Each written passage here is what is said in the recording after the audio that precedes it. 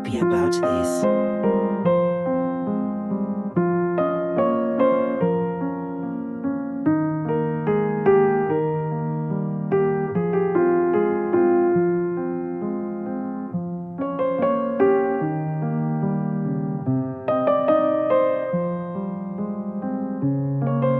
Current outlook?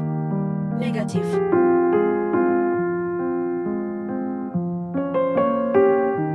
I have a bad feeling about this.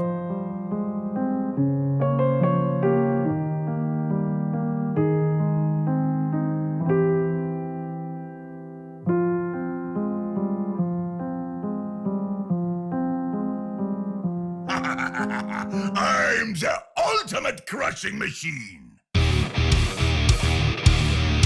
I will break you. Mace to the face.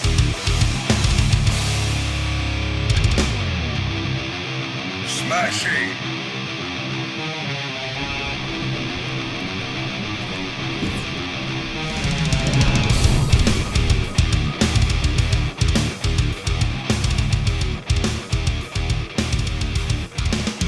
Double barrier meta is dead. Hey guys, my name is Miska and welcome to HitScan. We're looking at a PTR patch that hit late last night, what the changes in it actually were, but more importantly, what this could definitely mean for the game. We've done some testing today on the PTR and the live client to see what we think of all these changes, as on paper some of them can be overlooked quite easily. Let's begin, and speaking of overlooking changes, I haven't seen many people talk about the armor change. Armor damage reduction increased from 3 to 5. A lot of the focus has been on the later shield changes, but this could actually be significant enough to shift meta at least a little bit. It helps a character like Brig, which is already doing pretty well. Whilst Brig is not picked that much, her win rate is absolutely crazy. And together with something like this and with the right other character combinations and composition, she could definitely find herself in a really good spot, and we'll get to more of that in just a bit. Moving on, we have several Orisa changes. Base armor has been increased from 200 to 250.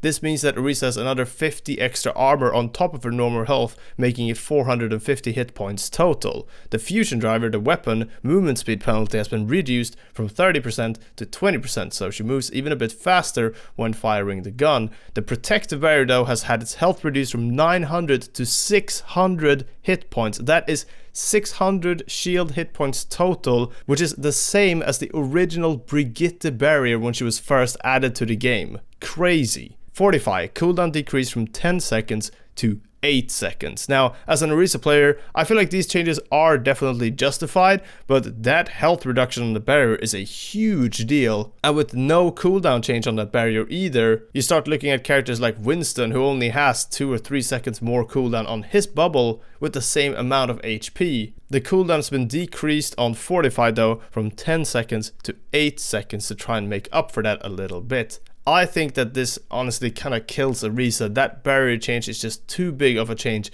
to keep the character relevant enough. I think it's going to be kind of hard to play Orisa now, but I am looking forward to seeing what type of tank compositions and just combinations that come out of this. Speaking of which, the reason as to why the Orisa change matters so much is that Sigma was also nerfed, with the barrier health being reduced from 1500 to just 900 now. Another huge barrier change, and the barrier health regeneration rate has been reduced from 150 to 120 health per second as well. So that's a major change to Sigma that's also gonna not really put him into the dumpster tier, but definitely reduce the viability of that character a lot. The kinetic grasp, however, received some nice changes, with the cooldown being reduced from 13 seconds to 10 seconds, and the damage to shield gain ratio increased from 40 to 60. Sigma Orisa definitely not as viable as they used to be. Moving on, we have more barriers, with Reinhardt's barrier field having its health reduced from 2000 to 1600 and movement speed penalty reduced from 50% to 25. This means that you walk fairly fast with Reinhardt now. Here's a comparison between PTR and live, and yeah, it's pretty significant for sure.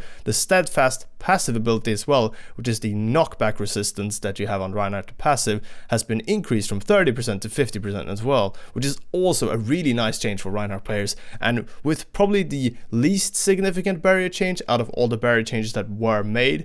I'm seeing some big potential in Reinhardt right here, and we'll get to how that makes sense with other characters just after this. Moira, Biotic Grasp, healing reduced from 4 to 3.25. That means you go from 80 heals per second to 65 heals per second on the normal Moira heal, and now I believe that the main Moira heal and the damage dealing ability actually matches the orb's damage and healing, so that means that you can double that with an orb. But regardless, this is about, I think, less than 20% of a change in terms of nerfing the main Moira healing, but you still have that orb on top, which means that Moira doesn't have to be counted out entirely for this next patch. D.Va, however, had a defense matrix change that could change her position a little bit, with cooldown of defense matrix being decreased from 2 seconds to 1.5. Kind of a nice change, but again, I feel like these slower changes to dive characters while still having other tanks and healing being so relevant makes it hard to have the meta flip, as most of the time when the Overwatch meta flips, it's when one big change happens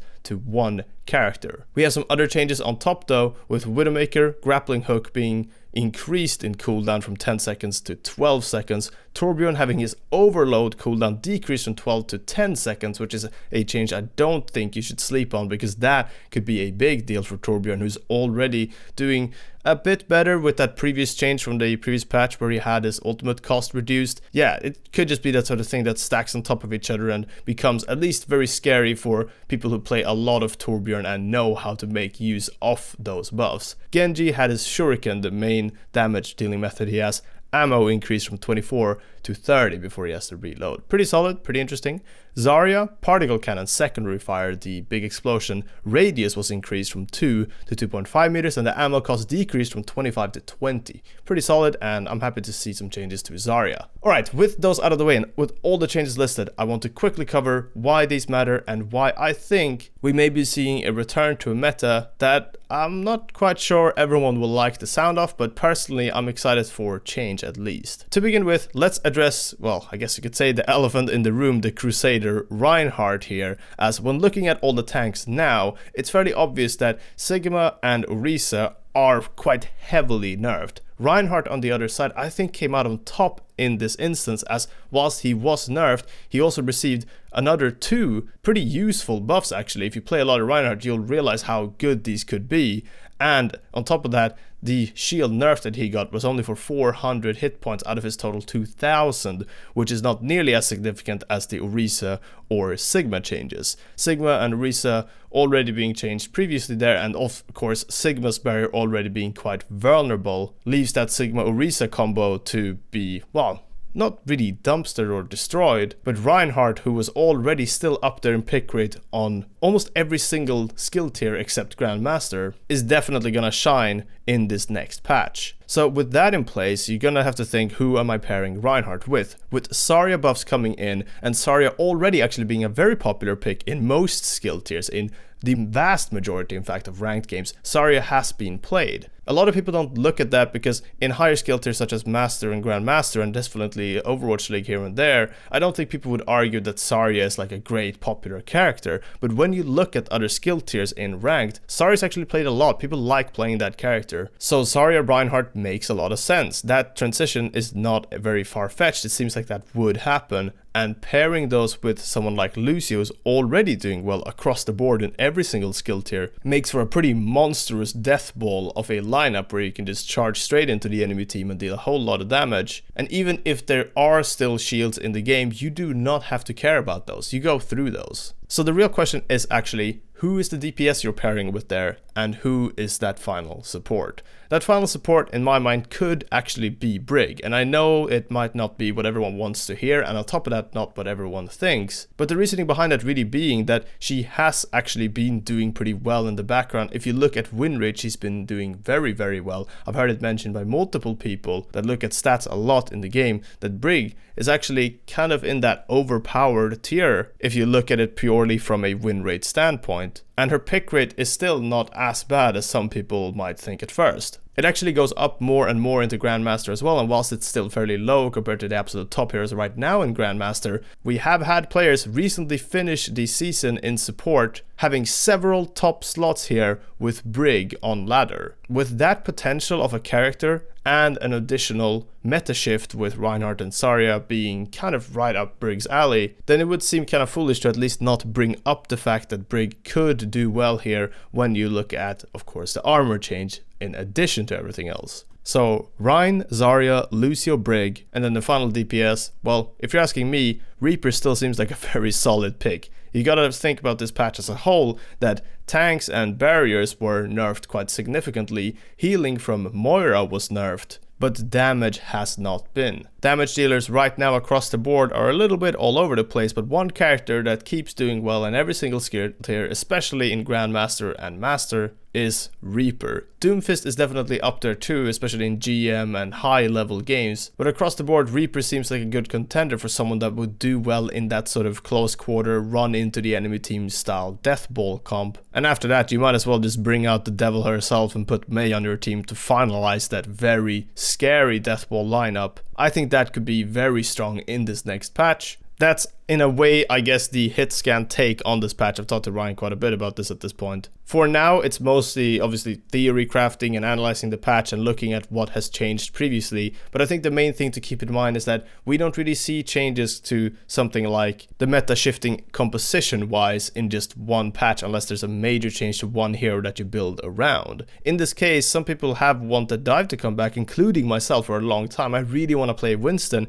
but I don't see this patch changing that. The Diva buff is not enough to help Winston be relevant against these other tanks still, and additionally DPS was not nerfed at all, meaning that Reaper and other characters will still give Winston a very hard time. There's no specific change to Dive here other than some slight buffs to Genji and Diva. It doesn't seem like enough to shift that to me. So with that Reinhardt centric patch, I want to just finally finish off with highlighting some characters that you may not have thought of doing better because of this patch, or at least that I think are overlooked as a whole, as the massive nerfs to barriers is kind of the big talking point right now. The main one I want to mention is actually Torbjorn. I mentioned it previously when I was reading through the patch notes, but I do genuinely think that this overload change is a big deal. That's a very strong ability, and with 2 seconds less cooldown on top of a lowered ultimate cost, players who really know Torbjorn could actually be really scary here. Again, it's a very niche character who's not been doing too well overall, but I could see this at least helping revive his pick rate a bit, and I think you gotta watch out for those Torbjorn players who genuinely really know the characters